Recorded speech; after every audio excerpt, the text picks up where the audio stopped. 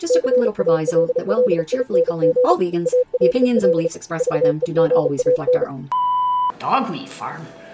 What kind of freaks eat dogs? Dog meat? Like, that's just so cruel. Eating dogs? Hurting animals isn't groovy. Let's have peace, man. Woo-wee! Hot diggity dog! Oh, hell yeah. I mean, cool. Drool.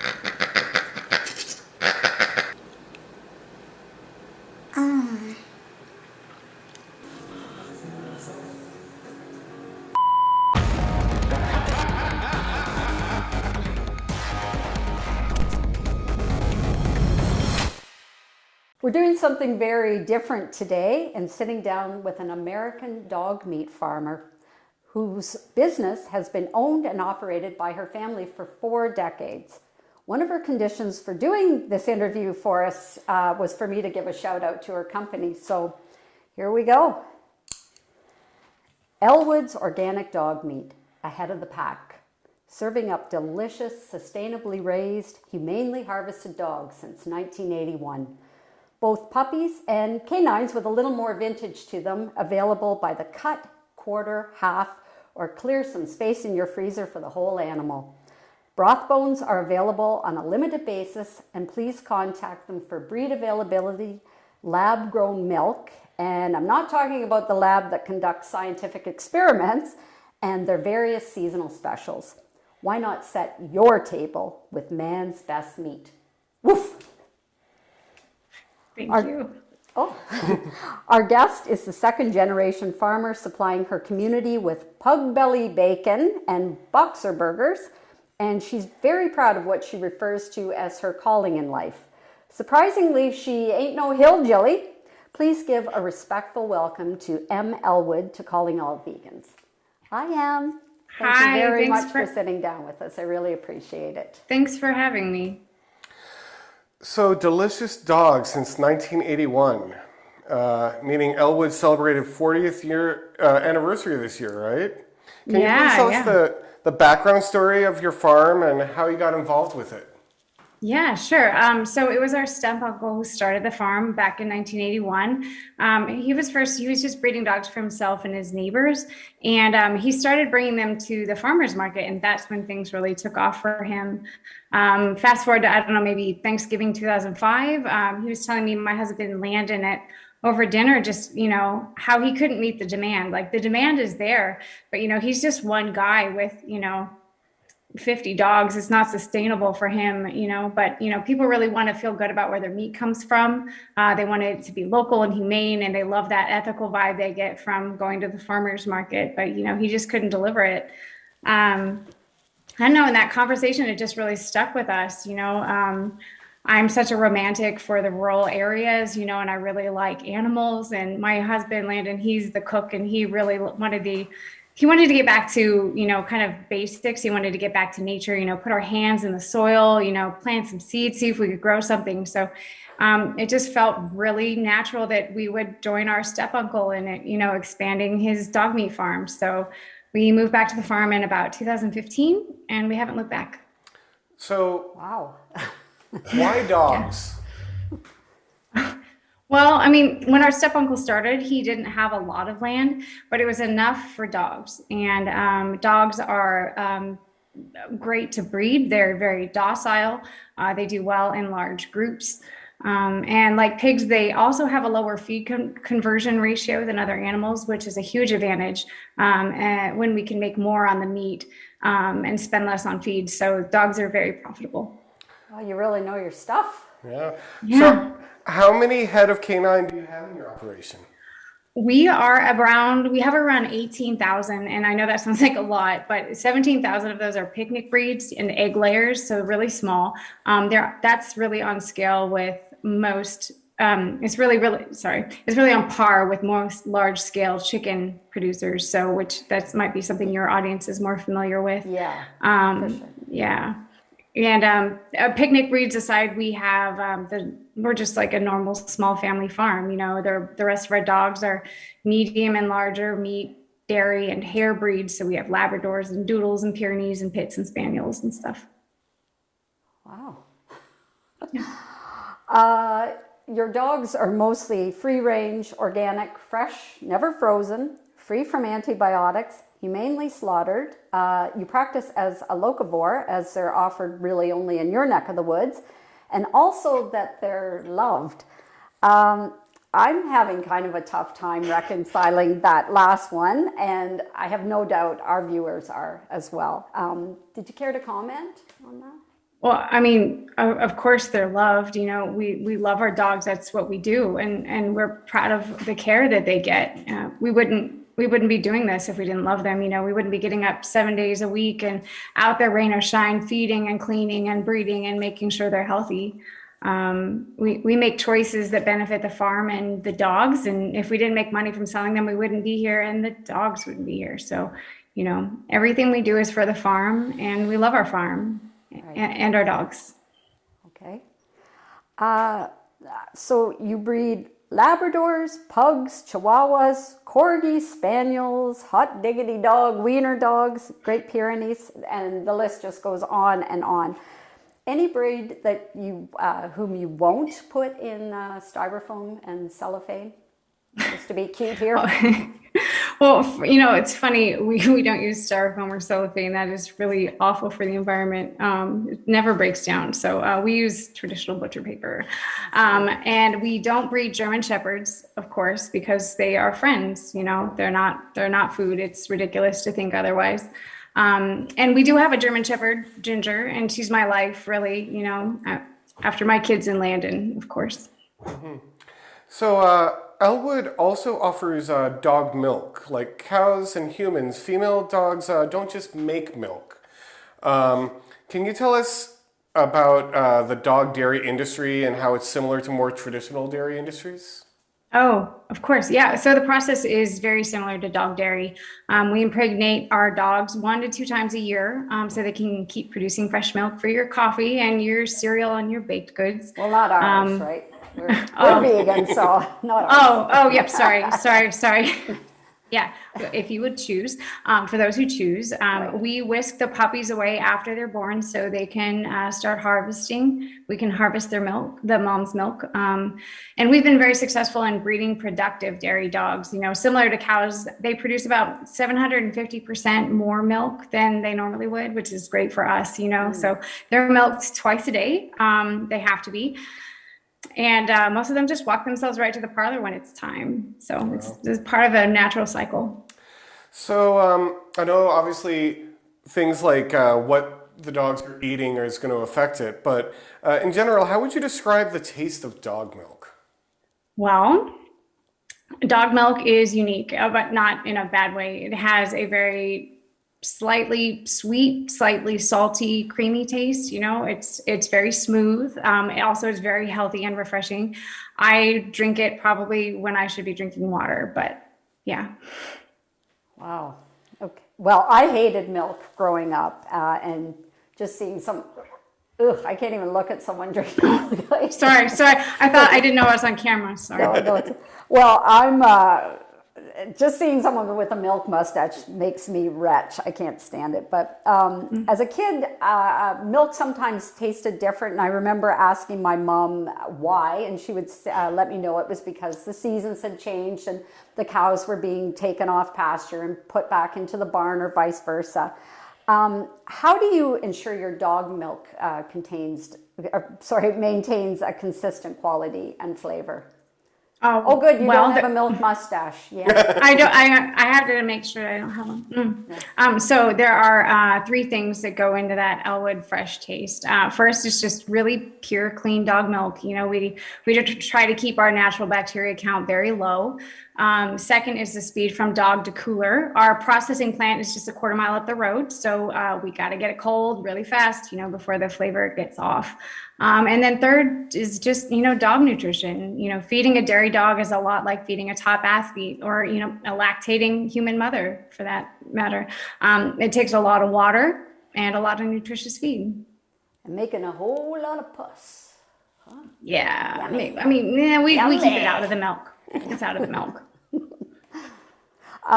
Your farm also breeds Pomeranians for their eggs.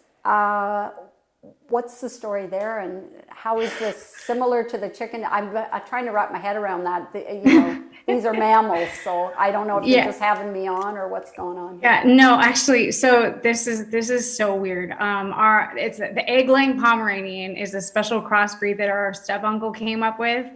We didn't believe him, and he did it. I don't know how he did it. We probably shouldn't ask how he did it. No, yeah. But after that, he did mirror the selective breeding process of chickens and was similarly able to up their egg production. So as opposed to 10 to 15 eggs a year, they lay about 300 a year. So that's, it's really good for us and good for the farmers market. But like chickens, their production does drop off after about 20 months. And so they then go to slaughter. Yeah, we do keep a few males for breeding, but like roosters, male Pomeranians are super loud and useless for egg laying, right? So we follow the lead of the chicken egg industry, and we killed male Poms at birth. We used to suffocate them, but just this year we got an industrial grinder, which has really sped things up. Wow. Yeah. Not really sure what. Sorry. Sorry. So you've bred your Great Pyrenees to produce unnaturally high quantities of fur, so much so that they could actually die of heat exhaustion if they weren't shorn. This really sounds oddly like the sheep wool industry. Is that the case? Well, we're always there to shear them, so it's not a problem of them dying from exhaustion. So, the demand is there. The people at the farmers market can't get enough of that locally grown wool, so our step uncle put some money into a herd of Pyrenees, and they create so much hair, for like the first 5 years or so. And what's great about Pyrenees is they have two sources of income, first their hair and then their meat. People really love pure pup chops in spring around Easter. So yeah, they make great mittens. There's a lot of confusion around the term free range. Can you kind of touch base on that and clear that up a little? Yeah. So it turns out a lot of people think free range applies to all animals. It actually only applies to egg laying animals. And all that's required is that animals have access to the outdoors. So we have about 500 free range Pomeranians who live in a shed. Those nearest the little door can access the little dog patio we made. Okay. Who's your average customer, and do you have a particular market that you're trying to target with this product? Yeah. Love to get more vegans, but our bread and butter is Can't see that happening. But anyway, it's worth trying.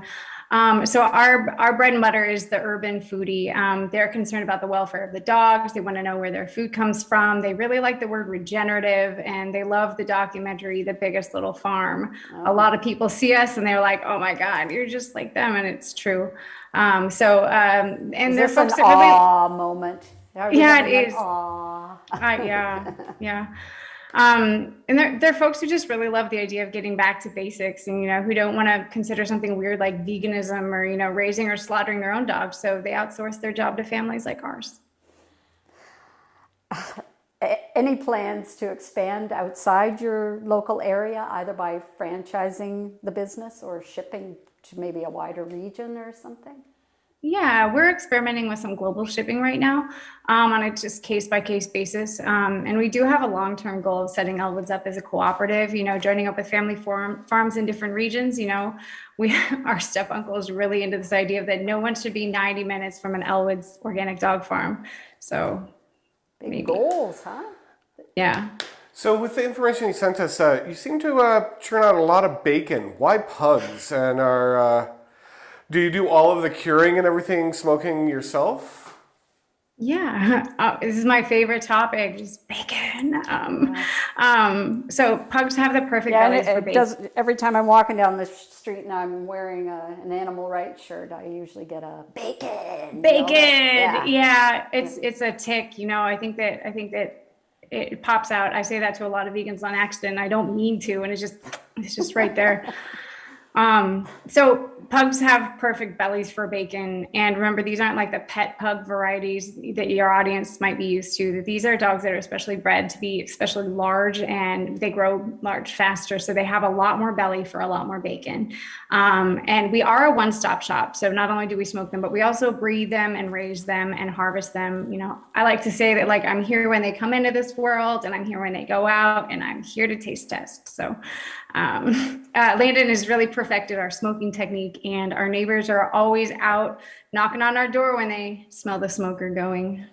They call humans long pig, actually, cannibals. So, yeah. Because we smell so similar to pig when we're cooking, and we have a similar flavor. So I would imagine it is similar to pug as well. But you're safe coming to our farm. Okay. You also offer a canine version of veal. I remember delivering, I'm kind of at the other end of the spectrum. Remember delivering blankets during a polar vortex to some veal calves who lived at a dairy farm down the road actually. They were chained by the neck, barely able to lie down. They had zero bedding and not even a flap on their door to keep out the cold and snow. However, the farm equipment was tucked away nice and warm in this great big modern green shed. How are your puppies kept, and at what age are they slaughtered? I just want to clarify that when you say the word puppy, like it brings to mind like a tiny puppy, you know, like a couple days or even weeks old. I mean, sure, they start out that way, but veal puppies are better described as like young dogs. You know, they're about 8 pounds and about 22 weeks old when they go to slaughter. And while that might seem young, if you're not familiar with meat puppies, it's a pretty big animal. And as opposed to in relation to how they're housed, it's a myth that they're housed in like small dark crates. Our barn is very bright, very airy and open and clean. There's plenty of room for each of the puppies in their individual crates. Each puppy is isolated for the first couple of weeks, but eventually they are put in a group pen with 2 puppies. And I actually just wrote a blog about this if you want to visit our website, elwood.com/blog. I share some about that there. Thank you. And what happens with the runts or sickly puppies? We have to process them. We process them quickly. Sometimes right on the spot, you know, with a little thump. Yeah. Process. As mentioned, because your products are organic, you don't use any antibiotics to prevent illness or to treat dogs who get sick. And you may not be contributing to antibiotic resistance, the antibiotic resistance. Sorry, you threw me there with that glass of milk. I'm sorry. This crisis we're facing with antibiotic resistance, but there's still the matter of zoonotic diseases. Our global food system's built on the slaughter of well over 70 billion land animals, more than 90% of them in factory farms, and trillions of marine animals every year. Whether a wet market or a barn, large numbers of dogs, immune systems weakened by stress and fear, living in cramped and filthy conditions, panting, grooming one another, likely fighting. Your dogs are not social distancing. You have at any given time, as you said, 18,000 dogs you're raising for slaughter. Respectfully, do you think you're being a responsible business owner and a decent human being? I'm not trying to be judgy. I may have sounded a bit judgy. I understand. I get this a lot, actually. It's just ever since COVID-19, it's like everyone is a biology expert or went to the Smithsonian's exhibit on epidemics and thinks that they know something. Ouch. Okay. Sorry, my spanking. sorry, no offense. But I'm going to tell you what I told the reporter who came to my farm to ask me about our dog flu incident. Diseases are an inevitable part of this business. And yes, we house animals by the thousands in crowded indoor facilities. And yes, unfortunately, that is an ideal breeding ground for diseases that can be passed on to farm workers. But this is the same for any farm. Mm-hmm. And if the consumer cared about diseases, they wouldn't be lined up at the farmer's market to buy our meat. So not much goes to waste when it comes to making a traditional hot dog. Is it the same at Elwood? Everything but the bark. Oh, yum. Dog meat's been very good to you, and you dabbled into cat meat. Any plans to expand the cat business, or even branch out into guinea pigs milk, or fill battery cages with budgies or anything? It's funny, budgies. No, we do have some things in the work for 2022, and I can't reveal them just yet. So for now, lips are sealed.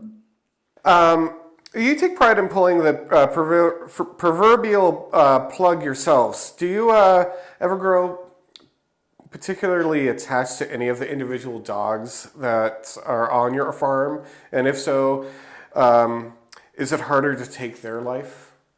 Yeah, well, I mean, of course, there are some standout dogs. Our milkers and Pyrenees live for much longer than our other dogs. Right. But if we were sentimental, we wouldn't have a dog farm. We'd have like, I don't know, like a dog sanctuary. Mm-hmm. That sounds silly. Sounds all right. Sounds good. Yeah, I don't know. Where do you get your money? I don't know. Well, yeah, that's another show, I guess, right? Yeah. Over its 40-year run, Elwood's pretty much avoided TV ads, and until more recently, social media. It was only really on social media lately when I learned of you, and you've pretty much preferred to rely on word-of-mouth referrals. You now receive lots of pushback since your foray onto the internet, but you push right back saying, if our dog meat upsets you, consider dogs at the farm were bred for food. Eating dogs is a personal choice. Dogs offer amazing nutritional benefits. Roasted lab is a family holiday tradition. This is our livelihood, etc. Again, respectfully, do you really believe this? I mean, yeah. Our dogs are bred for this. It doesn't make sense to push back just because they're dogs. I mean, these anti-dog folks are eating other animals who are just the same as dogs in all the ways that matter. It doesn't make sense. When you get down to it, a dog is every bit as smart as a pig.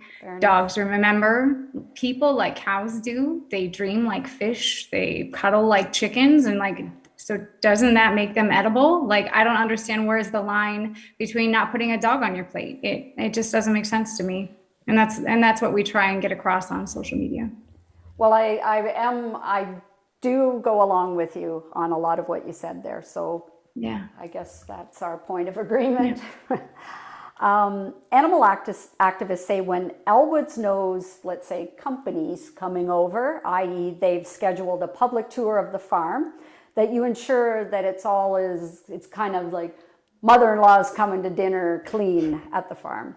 But when activists have invited themselves over, i.e. unannounced, middle of the night, and shown themselves around the living quarters of the dogs, it's a very different story.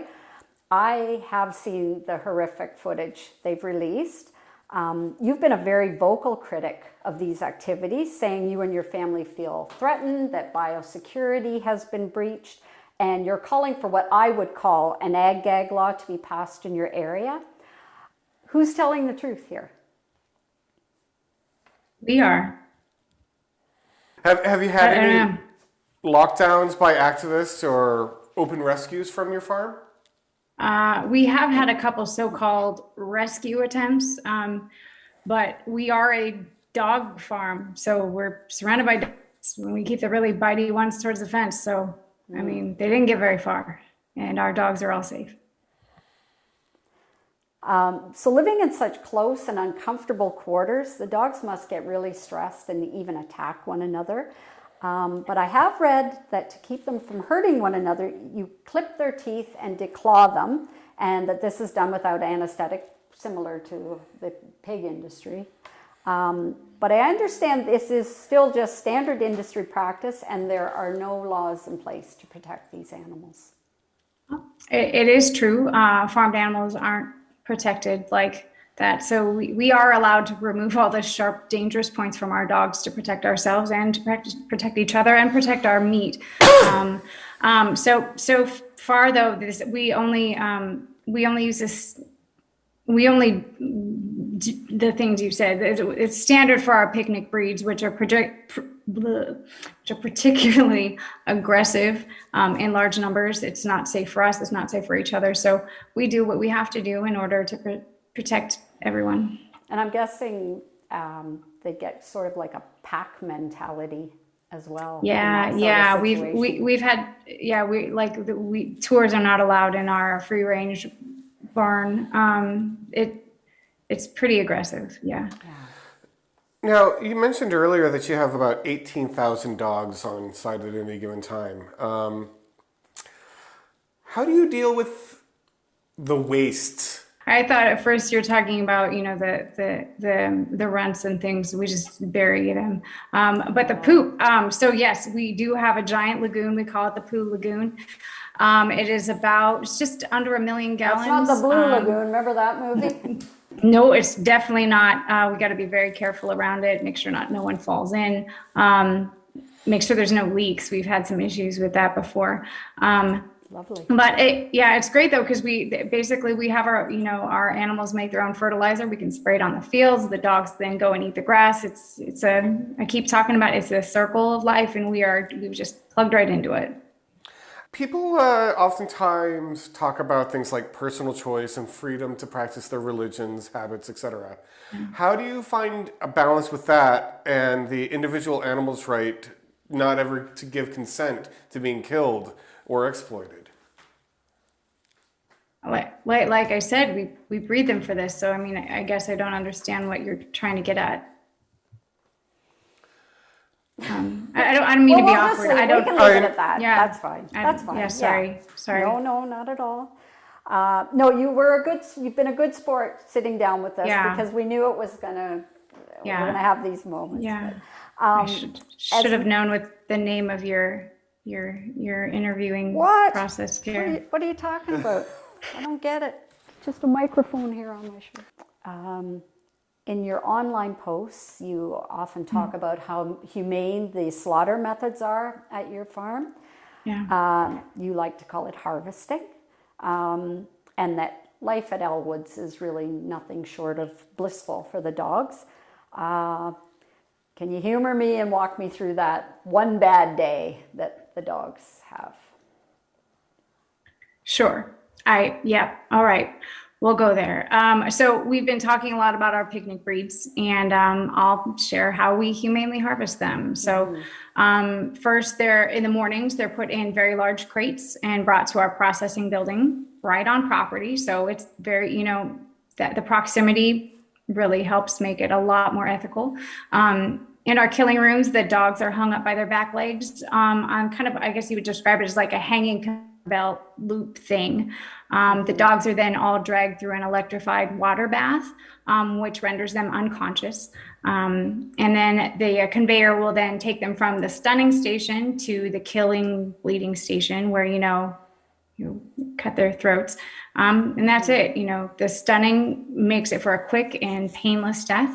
So except for the initial electrocution, it's painless. I don't understand how being electrocuted to unconsciousness could be anything other than, maybe a little scary, but I mean, it's not painful. I take it you wouldn't change places with them though. Like, of course. You know what I mean? Like you're saying it's painless. I mean, I've touched an electric fence. So, I mean, I've basically been there. I know what it's like, and it's fine. It's fine. But it was your choice to touch the electric fence, right? No, I actually fell into it, and but I mean, that's neither here nor there. Right. So, without giving away any trade secrets, I guess, but I'm curious, how do you remove the hair or skin? Do you blowtorch? How do you deal with that? We have a team of low-paid workers who skin them. A team of which? Modestly paid workers who skin them. Oh, okay. I getcha. So, people that go to the grocery store, they can go to a lobster tank and choose the lobster that they want. Do you offer something similar at your farm? Yeah, we do. We actually have a few barn brunches that, have a pick your roast component, but And we also have a monthly DIY harvest event. The last Saturday of every month, you can BYOD or you can pick out one of ours. And we work with the local Culinary Institute, and you can learn how to harvest your own dog. Okay, so all right. When you were first saying harvest, I thought you were talking about like harvesting plants, and then obviously not. You followed up with and then BYOD. That's bring your own dog. Yeah. Mm-hmm. Okay, well, as an ethical vegan, it often really irritates me that my hard-earned dollars help support the billions in subsidies paid out to the animal agriculture industry. Even though you benefit from these taxpayer...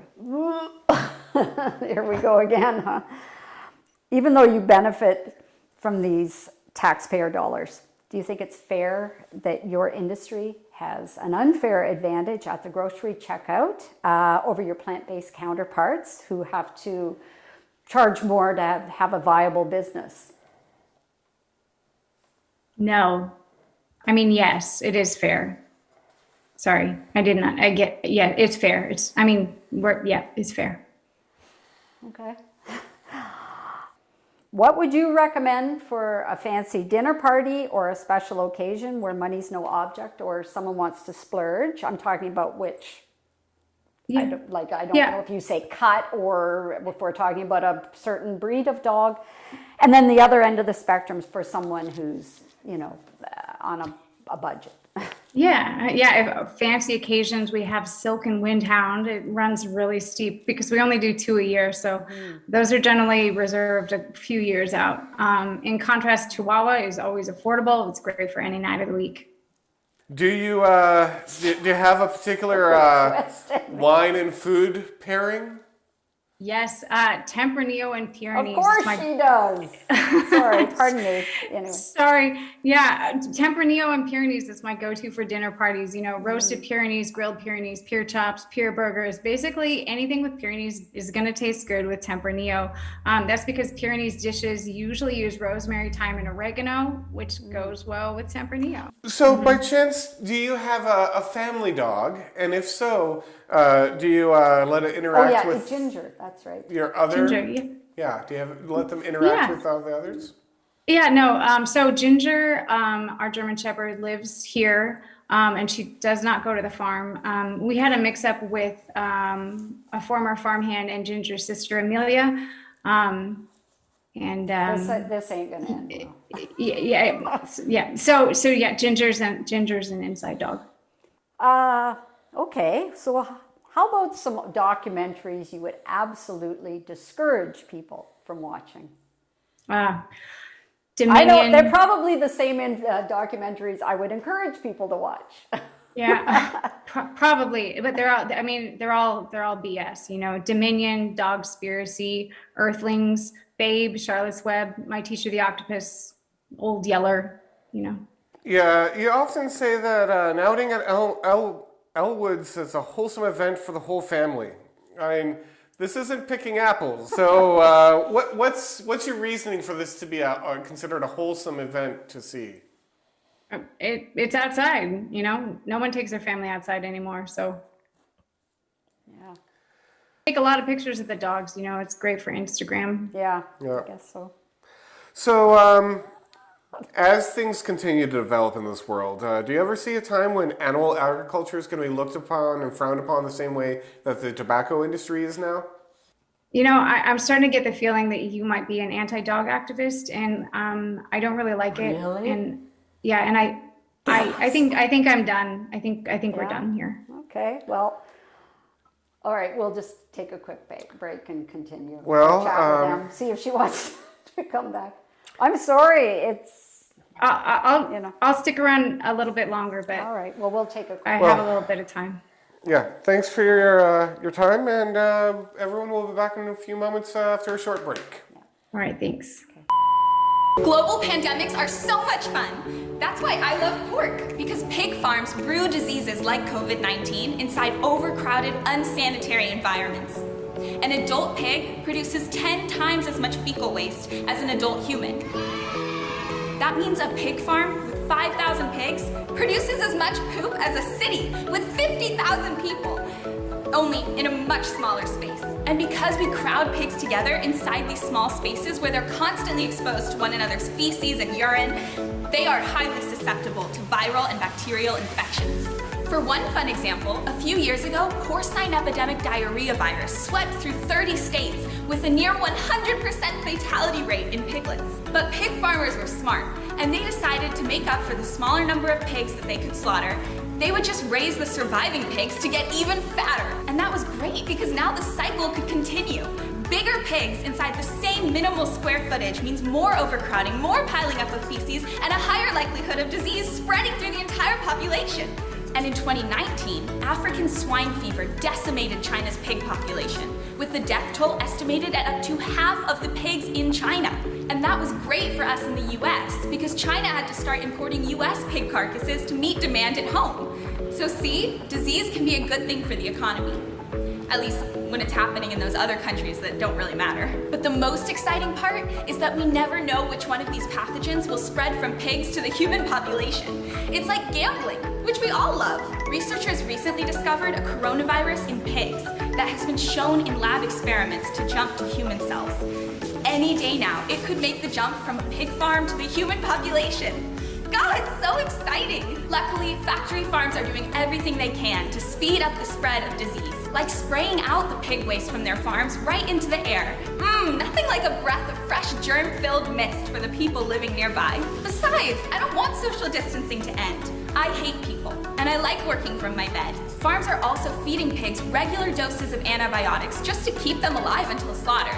And in the process, they get to build up antibiotic-resistant superbugs. So when you buy pork at the store, you're really getting a 2-for-1 deal. Food and medicine. The UN issued a report last year predicting that antibiotic-resistant pathogens could kill 10 million people annually by 2050. If things continue to escalate at this rate, we could see the end of the world in our lifetime. Wow. And I just don't get why China gets all the credit. We abuse animals here in the US too, and we're proud of it. In Smithfield, Virginia, we have the world's oldest ham and the world's largest ham on display in a museum. That 118-year-old ham is still edible. It was cured, but then misplaced somewhere in storage and found decades later. And today, a ham cam live stream lets you watch it 24/7. There's just something about pork. The more it hurts us, the more we love it. I mean, we all remember the 2009 swine flu with nostalgia, right? I just can't wait for the next one. Well, let me know what cool, cruel products you want me to review next. Satire. The use of humor, irony, exaggeration, or ridicule to expose and criticize people's stupidity or vices, particularly in the context of contemporary politics and other topical issues. It is to afflict the comfortable and comfort the afflicted. So I hate, but I also love to tell you that Elwood's organic dog meat farm isn't real, but still pig farms and all that, they are. Yeah. But instead, our guest is a writer, editor, storyteller, creative strategist, stand-up comedian, voiceover artist, and fighter for good. I robbed a lot of your wording, but that's liberated. Okay. Liberated, yeah. Liberated. From Portland Thank you. to Oregon. She spent more than a decade out in the corporate world, but earlier this year, she joined an organization fighting for farm animal protection, and she's now their full-time senior writer and editor. And I admit I'm very jealous, but we already went through that before. In my head, I pictured Elwood as a dude, and that he sounded like a redneck. Never mind that, though. Please welcome Molly Elwood to Calling All Vegans. And thank you so much for being such a good sport. We really appreciated that. I think you were the good sport. I was just here ruining your vegan show. So for everyone, let's see the shirt. Elwood, let's have a look at it. Oh, yes. I made a bunch of stuff. You can just make stuff on the internet, and I hope people don't think I'm in it for the t-shirt business, but it is so much fun to be like, have an idea and be like, you know what? I need a bacon shirt. I'm going to make a bacon shirt. And now I have a bacon shirt. I don't have one yet. It's about to be made. Wow. Nice. So I think humor, whether it's dark, goofy, satirical, sarcastic, is a very effective tool to deliver information which people would rather not hear. It's less threatening. It's kind of a lubricant, that spoonful of sugar that helps the medicine or uncomfortable truths go down, so that people don't feel as offended or preached to, and they don't get as defensive and don't feel as cornered. And usually the best humor is both a little bit wrong and a little bit right. But satire can be tricky. The same people who laugh at one joke get offended by the next. How do you strike that balance, or that doesn't really concern you with? Oh, it's super scary. I think about it often. Is sometimes I mean, the obvious thought is, oh my God, am I selling dog meat? But the other thing is, like, am I making it sound good? I hope not. But yeah, it's hard to because it's deeply offensive. It's deeply, especially for everyone who's doing all the hard work to fight to liberate the dogs from the dog meat festivals. So I don't know how to quite answer that, except for it is painful, and I try and be very careful. But you also have to. You got to seem realistic. You got to be authentic, right? Yeah. So. That's probably more important, I'd say. Yeah, I actually really obsess about taking things from farm content, so that way I'm not overstepping. I'm like, I have that as kind of as my defense. If anybody's like horribly offended, I'd be like, yeah, well, that came from the Turducken website. What was the impetus, the idea? Like, how did you come up with this? Yeah. Oh God, I'm hoping I have it near me. I do not. I had an idea for a giant car magnet. I wanted a bumper sticker that was like, go vegan. My husband and I were sharing a car for the first time, and we were fighting about what the vegan bumper sticker would be. Oh, you mean Landon? Yeah, Landon. Oh my God. Yeah. That's not my husband's name. Yeah. And we don't have kids nor a dog. A way different show now. No, but we wanted a vegan bumper sticker, and we were like, what is the most impactful message? And we were like, it's got to be this, it's got to be that. And the bumper sticker kept getting bigger. And then we found you could design a really big bumper sticker for a car that's at one of those magnets. And we're like, on the sides. Yeah. Yeah. So I have one, and it actually looks like this bumper. It looks like this, but it's massive. And it says Elwood's dog meat. And then I was like, and then I'll put a website on it. And then if people see it, they'll go to a website. And then, so this was just going to be me with my car and my bumper sticker. And then I was like, oh, maybe I should put it on social media. So. Yeah. What kind of responses do you get on the website? Like, does it get traffic? Oh yeah. The website almost has 1 million views so far. When it launched in like basically August 1st. And so I almost have 1 million visitors to the site, mostly through Facebook, but also now organic search. Yeah. Yeah. What kind of feedback are you getting for the whole thing?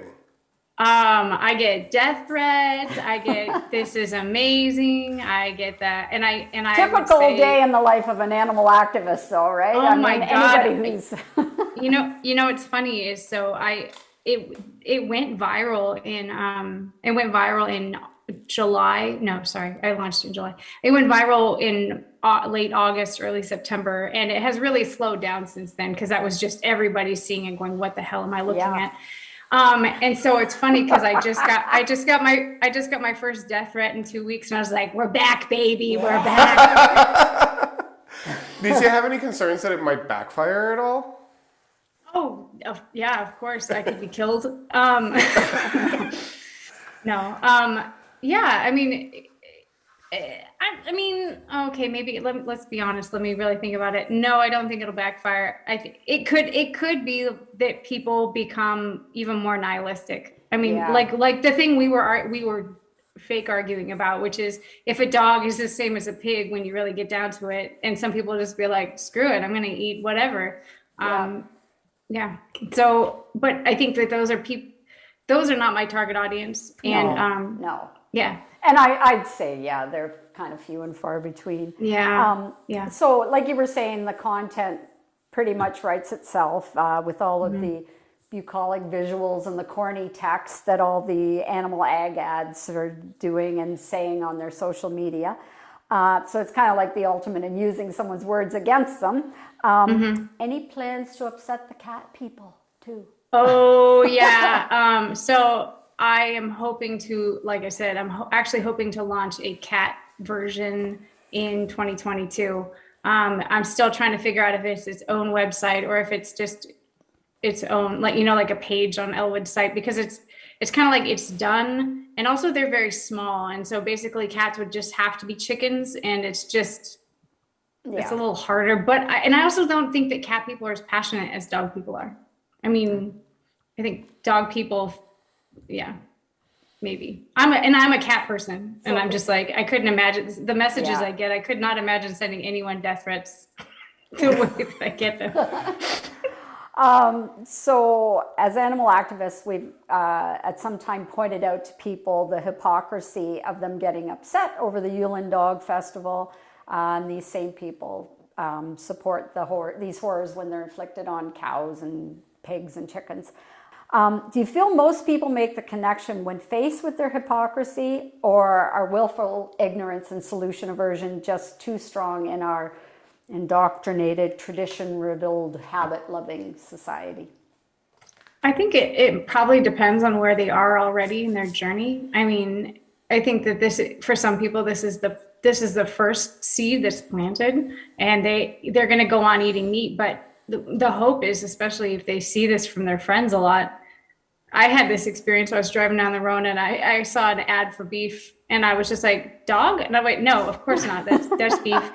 And I hope that they have that thought too, and this sticks. But then there's other people that this is coming, and this is the thing that flips them. This is the final straw. They've been like, I've been thinking about it a while, and then finally you just made the connection. So I see vegans having a lot of fun with the posts, particularly when someone gets really upset and outraged over the killing of dogs for food. What are some tips you can give activists in using the Elwood's concept effectively, and what should they avoid, and any examples of wording they can use? Yeah. So what I've been doing privately, and so again, when it was going viral, I was getting messages all the time, Facebook messages and emails and things.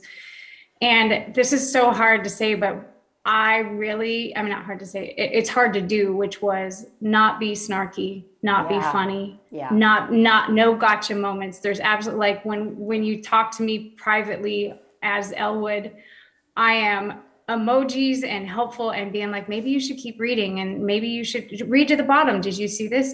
What do you think? Why do you ask? It's kind of like Earthling Eds, asking questions and leading them there. And every time, like, I don't have specific words, but what I can say is anytime you get that moment where you want to be like, oh, like, that feeling of I want to be sarcastic or like, you idiot or something, like, I pause and I'm like, this is a delicious moment, but don't take it. Instead, be kind.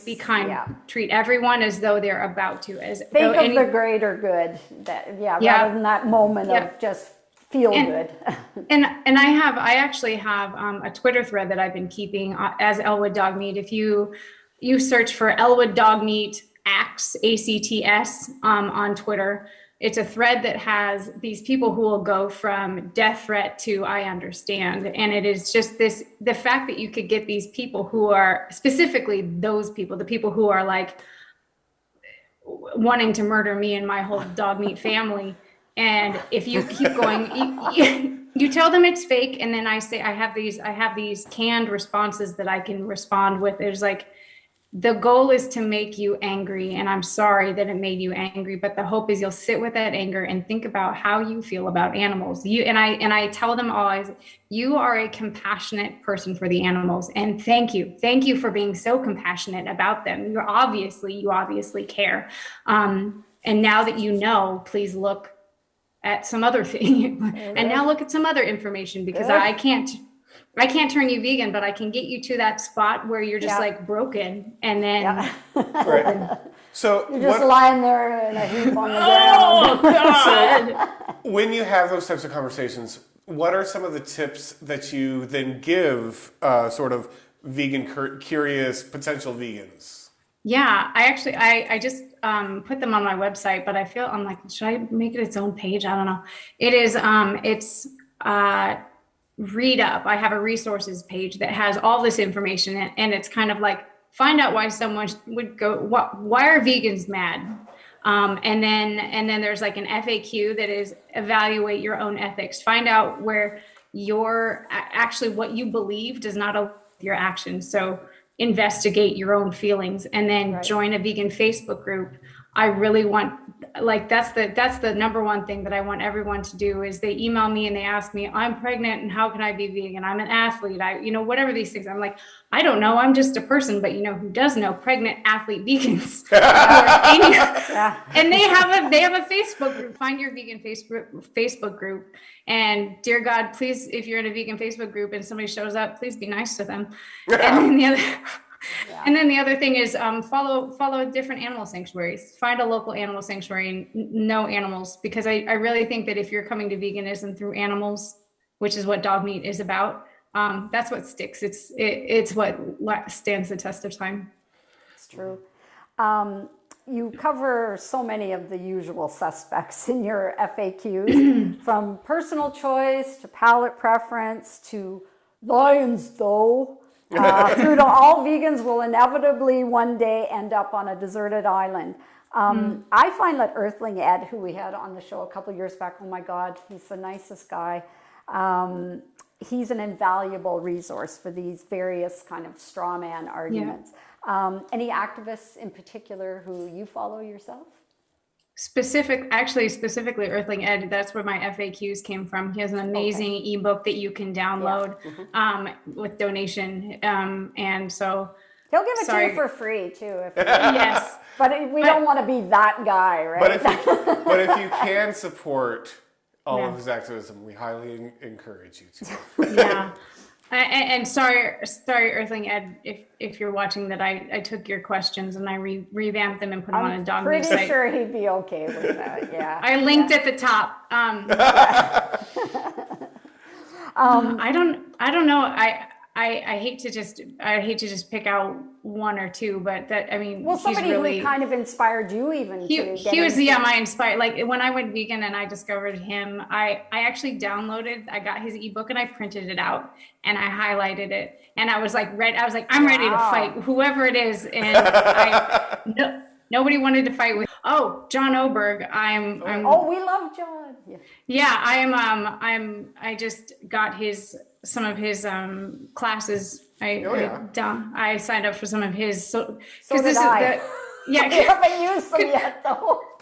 And now I have to look at these and I'm just like, how do I get more followers? How do reels work? Oh my God. Well, I do have John's courses close at hand. I just haven't had time to look at them. I will. Yeah. So have you had any visitors on any of your socials that have vowed to stop eating animals because of what they discovered? I don't know if the word vow is pretty strong, but a lot of people have asked, said that this is it. They're done. They're done. No big dramatic. I'll never eat. Yeah, it was a dramatic. There are a lot of dramatic reveals. There are a lot of emails that are saying, "Wow, you've made me. I'm now. Not. They're not like I'm vegan. They're like, I'm done doing this. What do I do? Yeah. I got you. Yeah. Now, you recently received some grant monies to support Elwood's. And I was just at the Vegandale Festival in Toronto a couple of weeks ago, and there was a great big Elwood sign there. I took a picture. We'll have to stick it in the thing.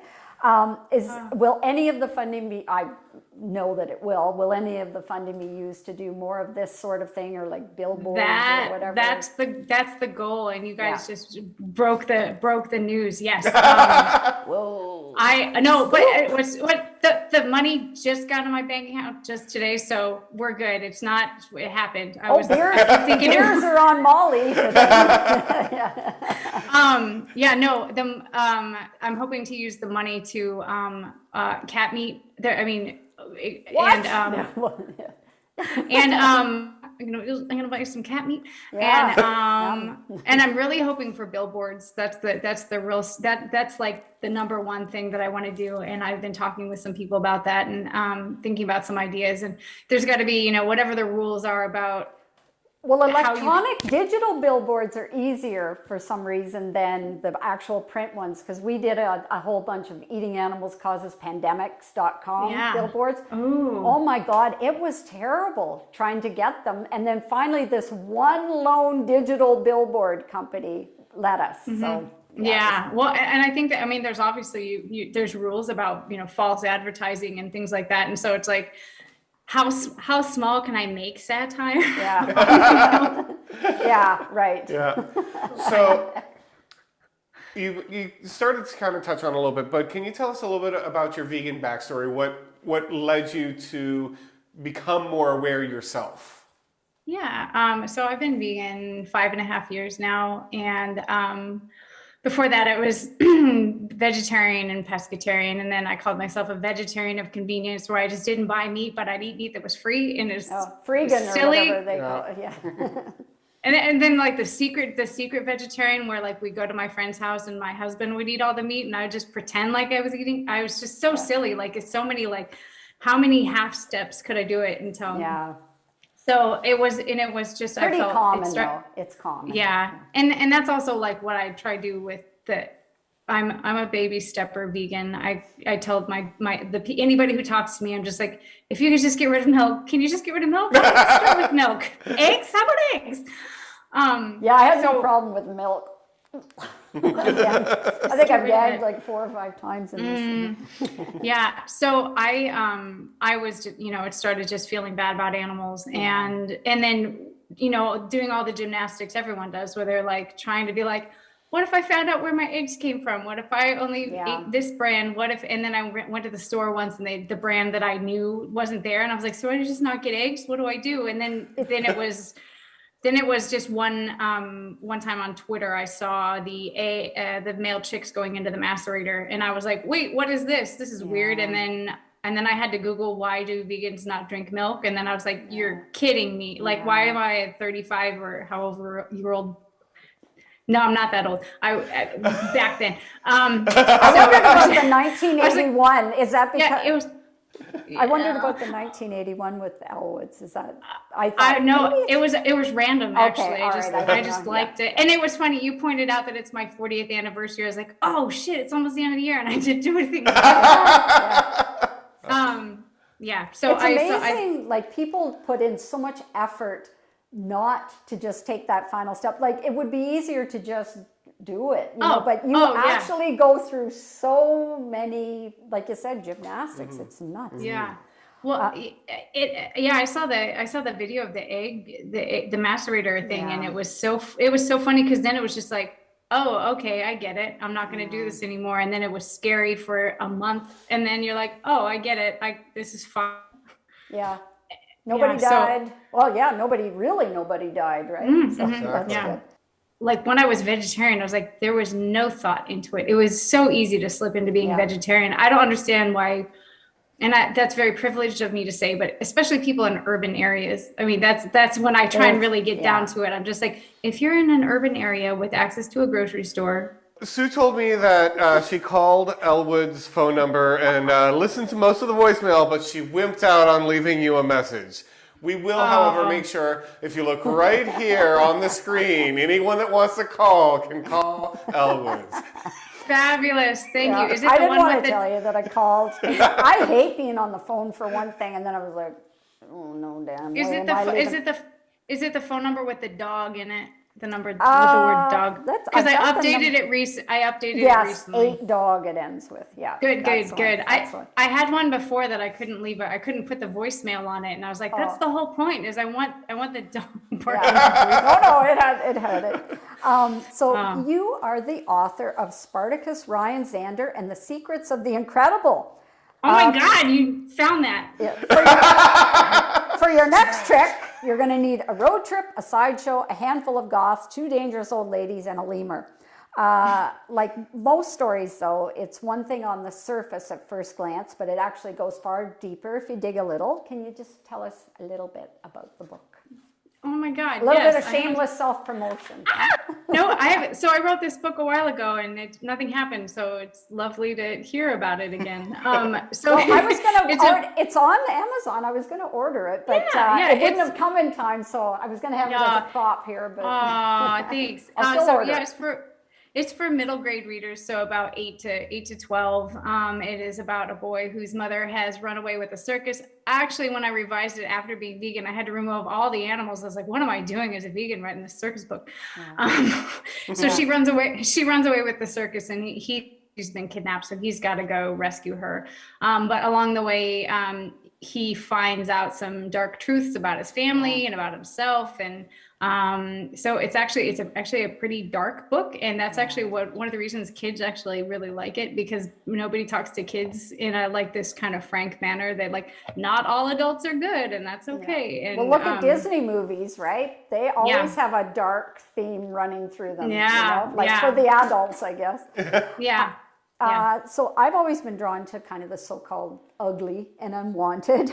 I'm the freak who chooses the stuffed animal missing an eye, or the dented can, or the bruised apple, whatever. And I have a special spot in my heart for all demonized creatures. Like the creepier or the more people hate them, the better I like them. You managed to weave an animal rights theme regarding the circus animals into your book, in particular, eyes. What should we know about them, and why are they so special to you? Besides that finger. They have that finger. If you haven't seen an eye, Googling an eye is just a Right? delight. Oh yeah. Okay, good. I remember discovering a picture of one when I was writing the book, and I was so surprised and shocked again to be like I wrote that book in college, and to be like, this is how old I am, and I found out that this existed. And they're endangered. They're from Madagascar. Everything in Madagascar seems pretty much endangered at this point. And then this one particularly has according to Google, some people think that this animal, if it points at you, will curse you, and so the only way to break the curse is to stomp on it.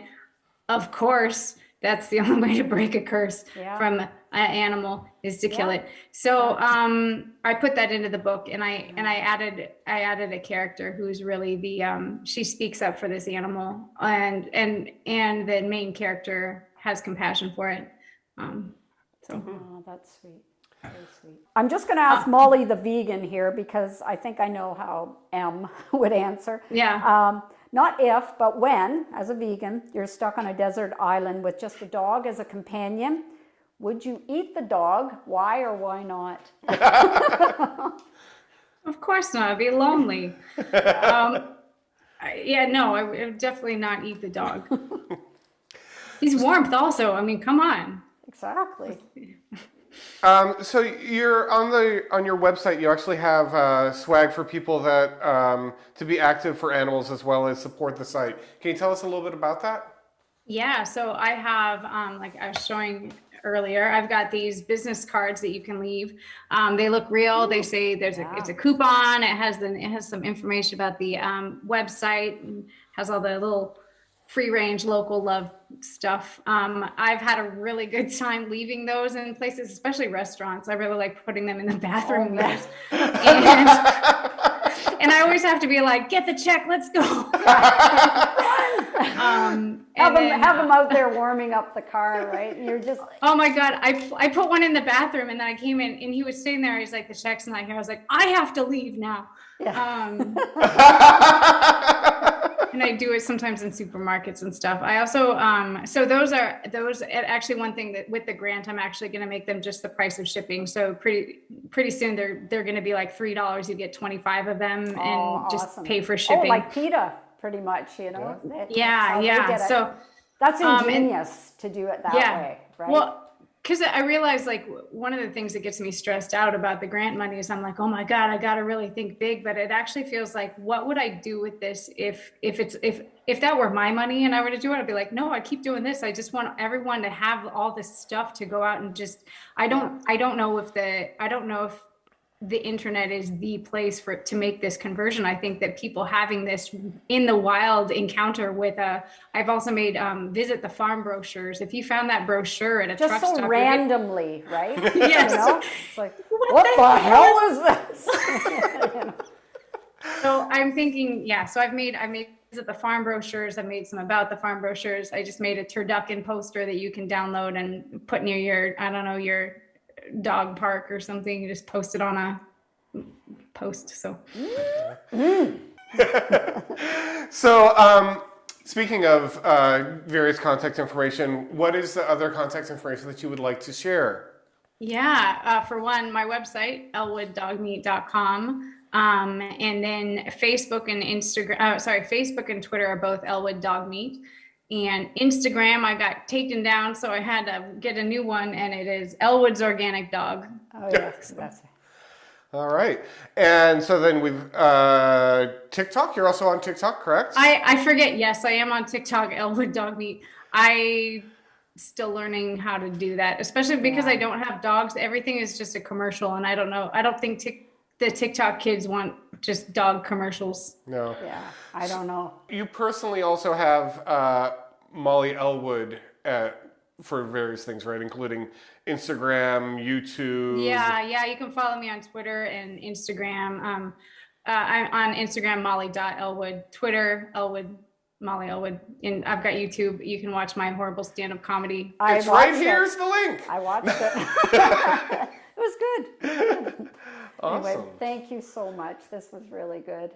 This was really fun. As soon as I saw it online, I was like, I gotta talk to this guy. That's why, for some reason, I thought you were gonna be a guy. So I feel really bad. It's my married name, and I feel like I've just ruined my in-laws' name. I'm like, I hope this doesn't take off for your sake. So sorry. Well, Elwood does. Yes, like Elwood. You know. Elwood. So, yeah. No, it's good. Thank you. Well, thank you again for your time this evening. It was an absolute pleasure to get a chance to speak with you.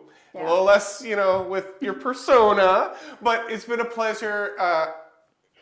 And I look forward to seeing more of the different activism and stuff that you're doing.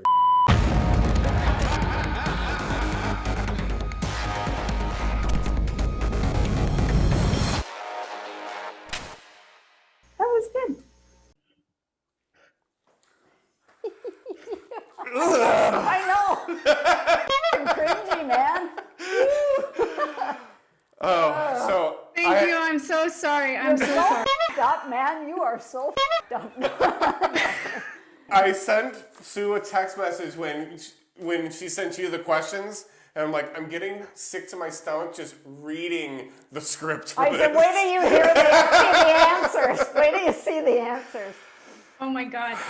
Every time I was drinking milk and thinking about it as dog milk. Oh, Jesus. And I'm retching for two reasons, because I really do hate, and I know you love milk, or you loved milk, but oh God, like I was No. like, Oh God, yeah.